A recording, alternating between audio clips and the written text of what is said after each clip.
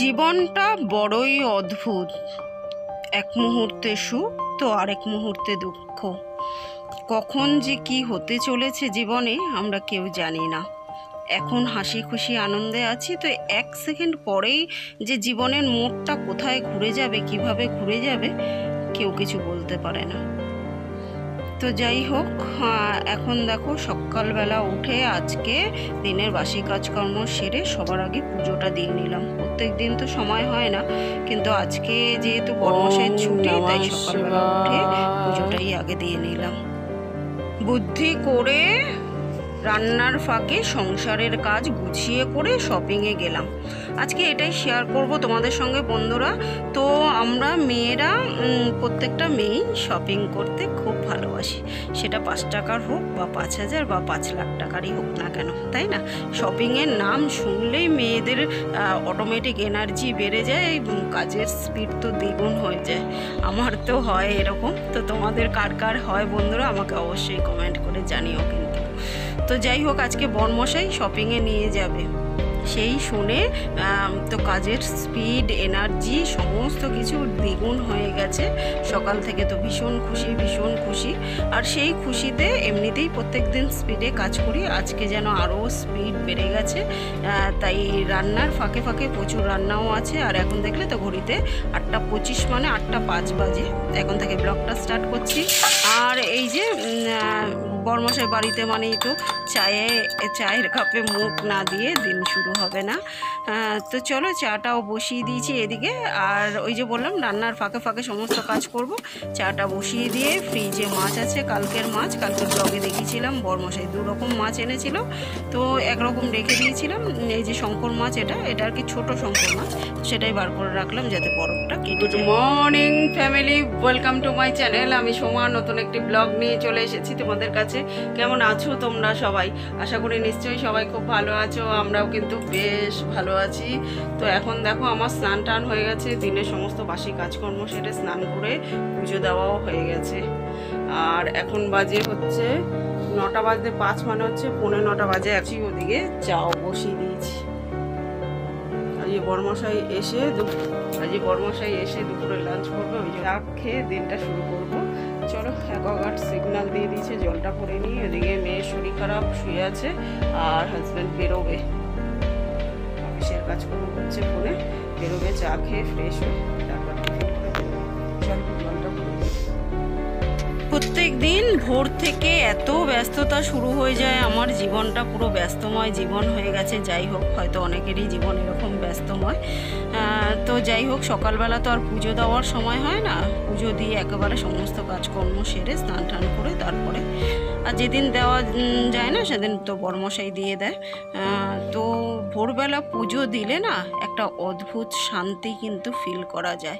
চারিদিকের পরিবেশটাই অন্যরকম থাকে ভোরবেলা পড়াশোনা করলে পড়াশোনা মনে থাকে ভালো, ভোরবেলা কাজকর্ম করলে কাজে এনার্জি পাওয়া যায় ভালো, ভোরবেলা উঠে পড়লে শরীর ভালো থাকে। ভোরবেলা কিন্তু পরিবেশটাই সত্যি অন্যরকম। তো ভোরবেলা উঠে যদি পুজো করে নেওয়া যায় না, একেবারে মনটা অন্যরকম একটা জগতে যেন চলে যায়, অন্যরকম একটা শান্তি ফিল করা যায়। আমি তো ফিল করি, মানে মনে হয় যেন চারিদিকের পরিবেশটাই, বাতাবরণটা অন্যরকম হয়ে গেছে।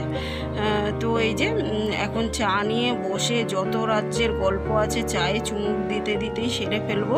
সারাদিনের সেটা মেয়ের নামে নালিশ হোক বা মেয়ের আমার বিরুদ্ধে অভিযোগ হোক, তো বা সারাদিনের যত গল্প সেই সব হোক, যত যা কিছু আছে এই চায়ে চুমুক দিতেই এখন সেরে ফেলবো। আর বর্মশাই হচ্ছে আমাদের হাইকোর্ট, সেটাই আর কি বলছিল বর্মশাই। ব্যাস, এবার এদের শুরু হয়ে গেছে, যার অভিযোগ আছে যত সব নিয়ে চলে এসছে। মনমনি আর বাকি থাকবি কেন, তুইও চলে আয়, তুইও মায়ের বিরুদ্ধে 2টো অভিযোগ কর। তো সেটাই। তো যাই হোক, বর্মশাই এখন খাওয়া দাওয়া করে এখন একটুখানি বাজারে চলে গেছে, আর আমি একটুখানি স্নান টান করে তখন আর মানে আগে সাজগোজ করতে পারিনি, আগে চাটা করে দিলাম, বরমশাই আবার বাজারে যাবে। তো এখন একটুখানি সাজুগুজু করে নিচ্ছি। 5টা মিনিট আমি নিজের জন্য প্রত্যেক দিন বার করে নিই, এটা কিন্তু খুব দরকার, খুব দরকার। 5 মিনিট হলেও নিজের জন্য বার করাটা খুব দরকার। আর সেটা বার করে আমি একটুখানি আর কিছু সাজি না সাজি একটু বডি লোশনটা রোজ মাখতে ভুলি না, সেটা শীত গ্রীষ্ম বর্ষা 12 মাস যে কালই হোক না কেন, সেই কালেই আমি একটুখানি বডি লোশনটা মাখি। এটা আমার ছোটোবেলাকার অভ্যাস। বাকি সব অভ্যাস আর কতটুকু কি রয়ে গেছে সেটা তো বলতে পারবো না, কিন্তু ছোটোবেলাকার এই অভ্যাসটা এখনও ছেড়ে দিইনি, এখনও এটাকে ধরে রেখেছি। তো এই যে বরের জন্য ম্যাগি করে দিলাম, বরমশাই ম্যাগি খেয়েই যাবে বললো। আর কালকের একটু ভাত ছিল, সেটাকে ফেলে না দিয়ে ভাত ভাজা করে নিয়েছি। জাস্ট অসম্ভব সুন্দর লাগে খেতে। মেয়ে বললো মা আমিও একটু খাবো। ওকে তো বাসি খাবার, ওকে কেন, বরকেও বাসি খাবার কিছু দিই না, কিন্তু ও জেদ করলো তাই ওকে অল্প একটু দিলাম, আমি একটু খেলাম। ভাত মানে কোনো খাবারই আমি নষ্ট করি না, বিশেষ করে ভাত তো একটা দানাও ফেলি না, মানে ফেলে দিই না আর কি। যে আমার এরকম হয় না যে রয়ে যায়, কিন্তু আজকে রয়ে গেছিলো, ওই জন্য তো ওটাকে ফেলে না দিই ভাত ভাজা করে এটাই খেয়ে নিলাম।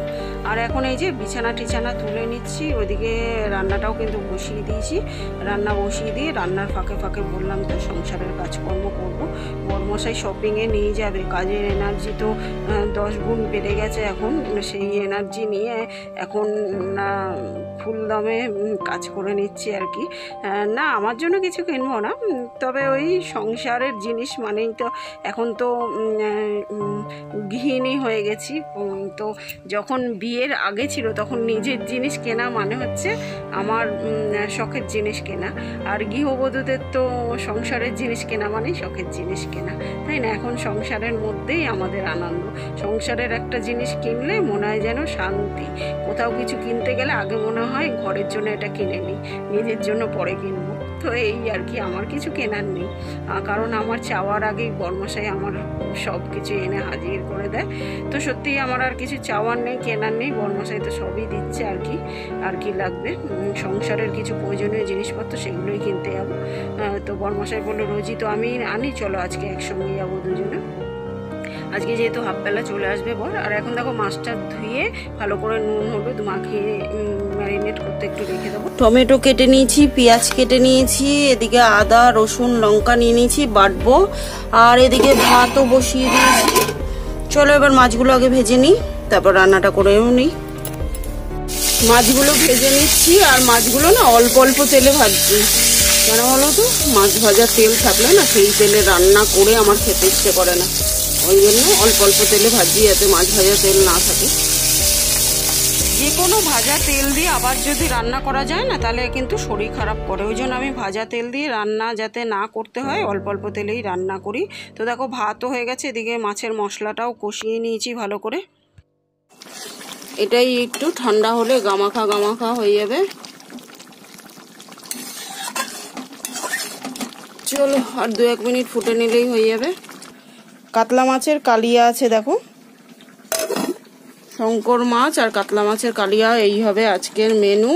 আর এখানে ভাত করে নিয়েছি একেবারে বেশি। আর এখন দেখো গ্যাস ট্যাস পরিষ্কার করে ঘরদোর মুছে বাসনপত্রও মেজে নিয়েছি, সমস্ত কাজ হয়ে গেছে সংসারের।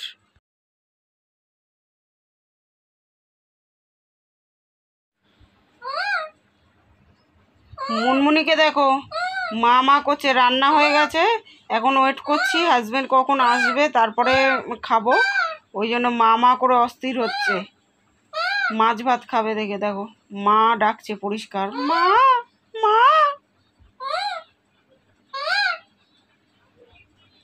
দেবো দেবো বাবু, বাবা আসুক তারপরে।